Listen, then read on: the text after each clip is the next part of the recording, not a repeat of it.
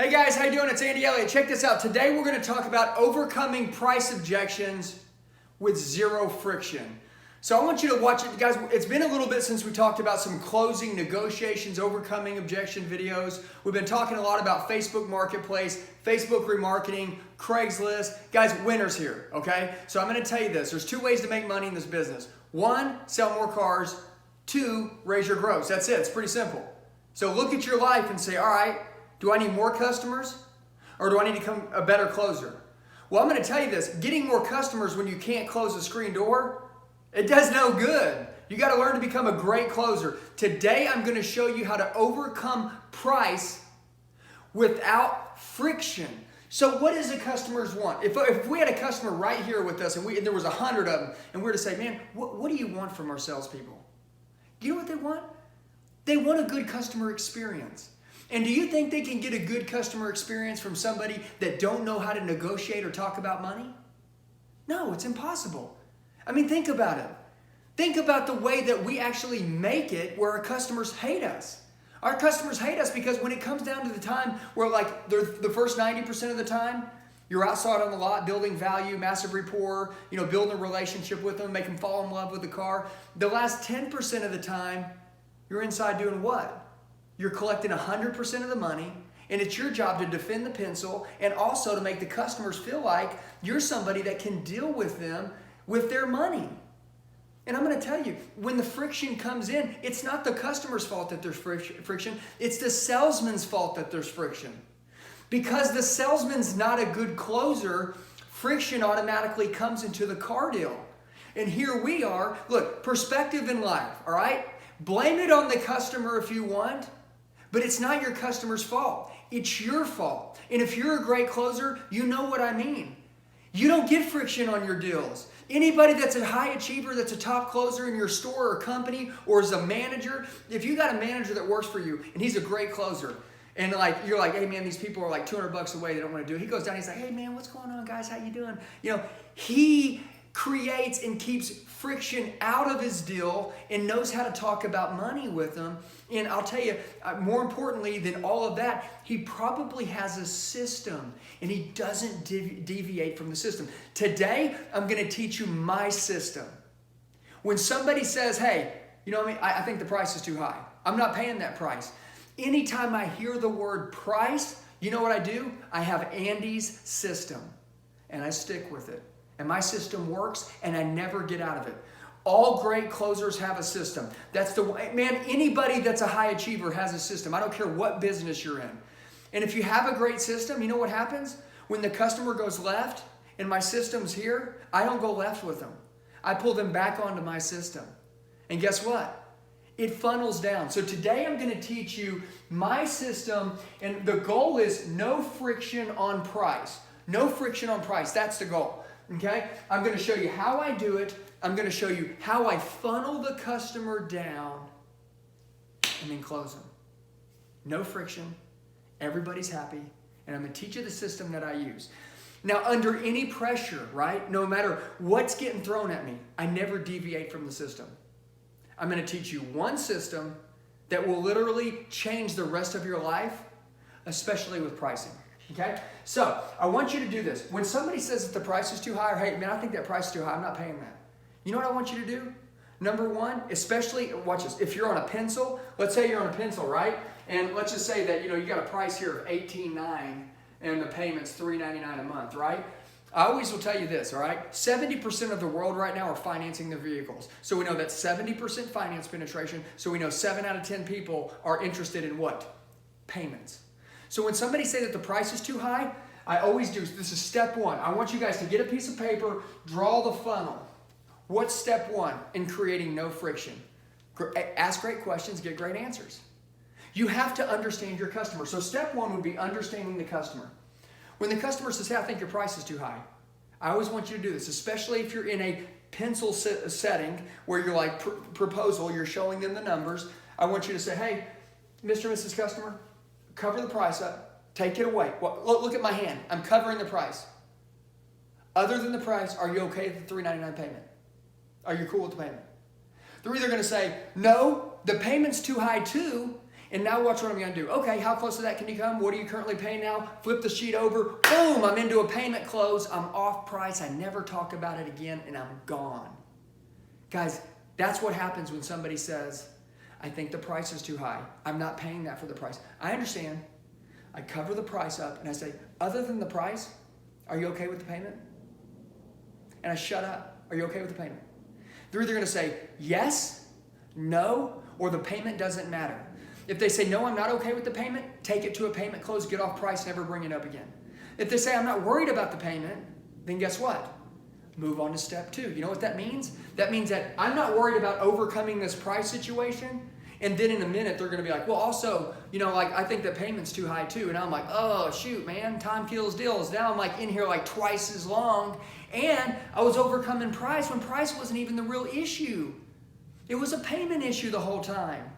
How many dummies are in there fighting over price and they don't even understand that it's not even a real price objection? They can't afford that payment anyways. Look, man, go to the payment. Okay, you got energy. You got time. Save it. Use it. Listen. Slow down and listen. What is your customer saying to you? The price is too high? I understand. Other than the price, are you okay with the payment? You're not worried about the payment. All right, cool. So now I move to step 2. Guess what that is? Check the motive. What does check the motive mean? It means ask the question, right? The question is, what do we ask?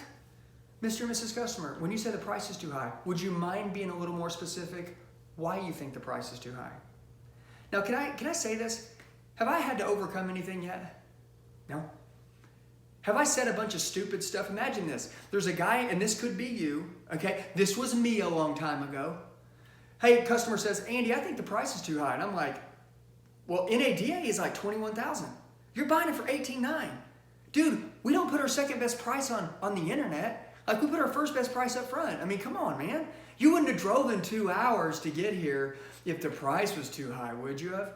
Listen, they said the price is too high. Can you say anything under the sun and overcome that if you don't know what the hell they're saying? No. Because until you understand what the problem is, can't fix the problem. So you know what I do? I have a system. My system's real easy. I think the price is too high. All right. Other than the price, are you okay with the payment? I'm really worried about the payment. Awesome. Okay, so when you say the price is too high, Mr. and Mrs. Customer, would you mind being more specific why you think the price is too high? Ooh, now I'm not overcoming anything. I'm giving them an opportunity to tell me, right, whether they have a real motive, like this is when I say the word motive, what is a real motive? A real motive is I saw one for $1,500 less down the road. Okay, that's a real motive. Or the latter would be no motive, and they're just probing for a better deal. They're trying you on. Guys, where are we at in the funnel? You see how we started it real high? Well, now we know it's not a payment issue. We know it's a price issue. Now we're down here. We're not overcoming anything. We hadn't had to. You know why? Because we're making them tell us why they think it's too high. Who's the one under pressure now? The customer? Not us. We're not having to say anything. Ask great questions, get great answers. You guys are actually becoming closers now. Now, once you handle that, now you're going to give them the opportunity to say, yeah, I was probing for a better deal, or I actually just saw one down the street cheaper. Now, they're not going to tell you they're probing for a better deal. They're going to say something like this. This is a no motive answer. Like, when you say the price is too high, Mr. and Mrs. Customer, would you mind being more specific why you think the price is too high? Oh, we just think it's too high. We're not going to pay that. Yes. That guy's probing for a better deal, man. That's it. He doesn't have a reason, because if he did, that would have been the time to tell you that. Does that make sense? So one or two things are going to happen. Number one, if they saw it for $1,500 less down the road, okay, they're going to flip. You're going to flip over the piece of paper, and you're going to say, I understand, Mr. and Mrs. Customer. And then you're going to go into this is us, right? We're at $18,900, and you got ABC Motors, they're at $17,900. And then you're going to go over what? All your service inspections, what you do. You do things the eyes can and can't see. I've got a video over this whole close. Whenever somebody says they found a cheaper car for $1,500 less, I'm going to take that video and I'm going to post it below, okay? So you can get into that video and watch that, all right? I'm not going to get into that now because I want you to see the sales funnel and how it all works. I want you to see the sales system and how it all works. And by the way, guys, listen, if you love the closing and negotiation videos, do me a favor, give me a thumbs up right now. Would you please? Just stop, give me a thumbs up. That way my YouTube algorithm's good. We can reach more people. We can help more salesmen. And guess what, man? This is for free. It helps you, and all I'm asking for is a thumbs up. And by the way, if you want to get in touch with me, send me a text message, 918-210-0254. I'll be more than happy to talk to you, okay? All right, over here, no motive, right? This is someone that's just probing for a better deal.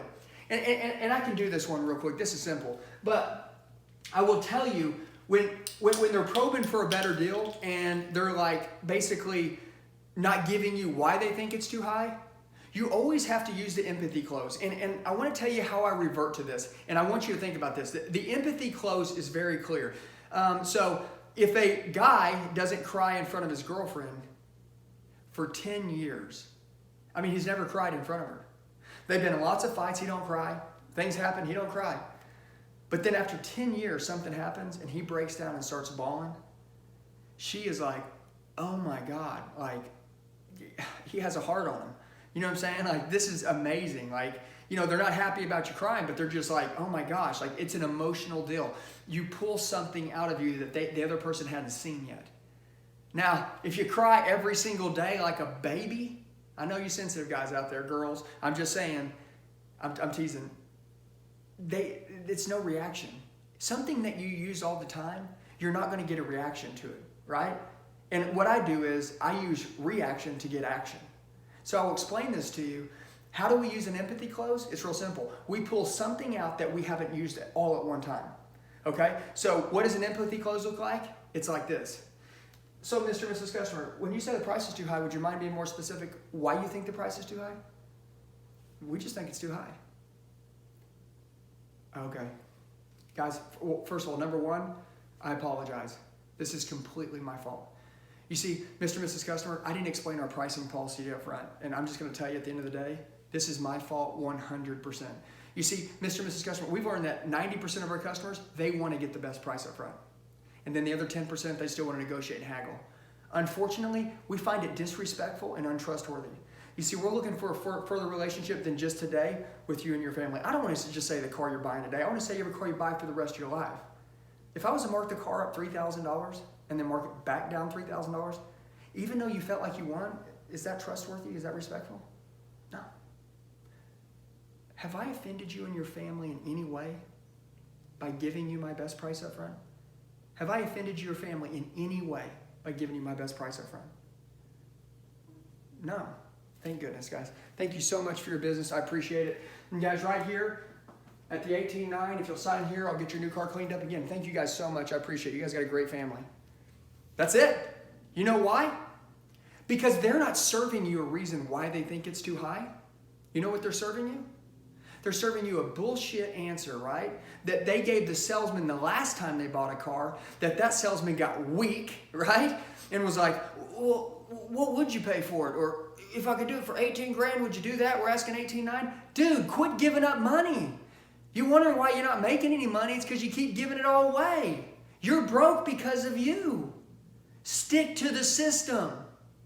I will close 50% of them right there, maybe 60%. You know why? They tried me on for the better deal. It's out of their system now, and I'll close them. I do it all the time. The guys that I train that learn this, they do it all the time. Now, I will move into a different deal. What if that guy says, well, no, you didn't offend us, but I still think it's too high. Then guess what happens? You go into secondary closing, okay?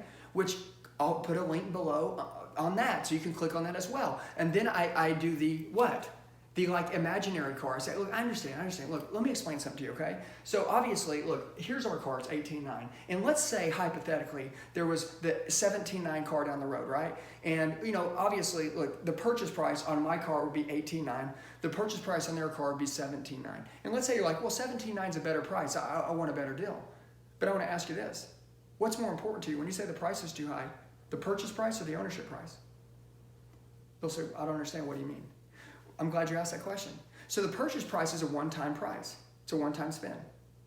The ownership price, 90% of our customers have agreed that the ownership price is actually the real money spent.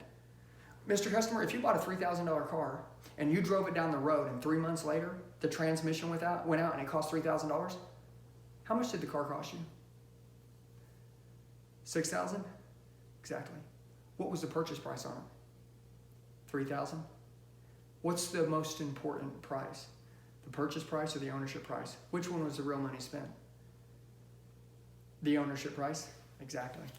You see, Mr. and Mrs. Customer, that hypothetical vehicle that's $1,000 less, that dangling carrot that at the end of the day isn't the real money spent, they can't be high in all the critical areas that are important to you and your family, okay?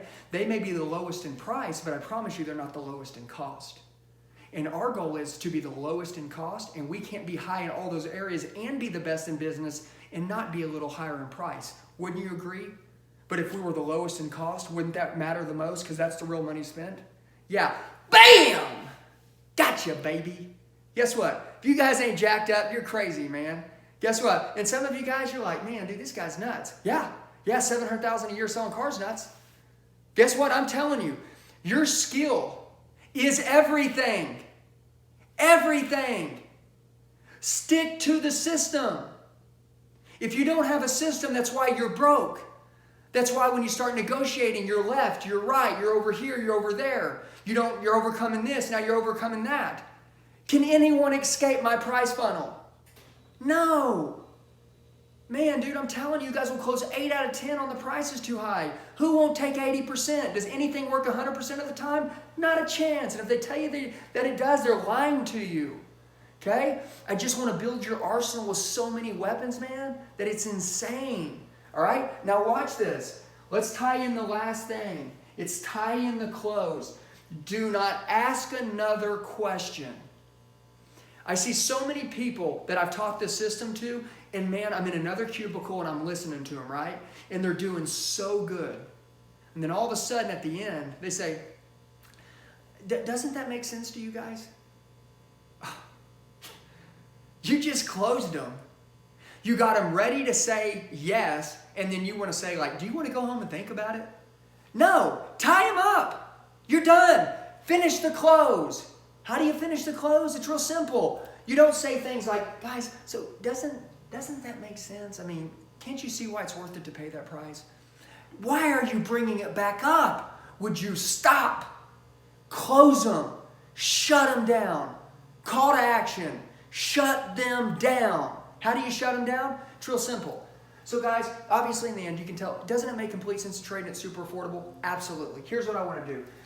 With your payment, I didn't even ask you this question. In the 18.9, or I could just say something. So guys, doesn't it make complete sense to trade and it's super affordable? Absolutely. Guys, why don't you sign right here? Let me get your new car cleaned up. And you know what? I forgot to ask you. Did you guys want to set your first payment due towards the beginning of the month? The middle of the month? What's going to work best for you and your family? I didn't even ask you that, did I?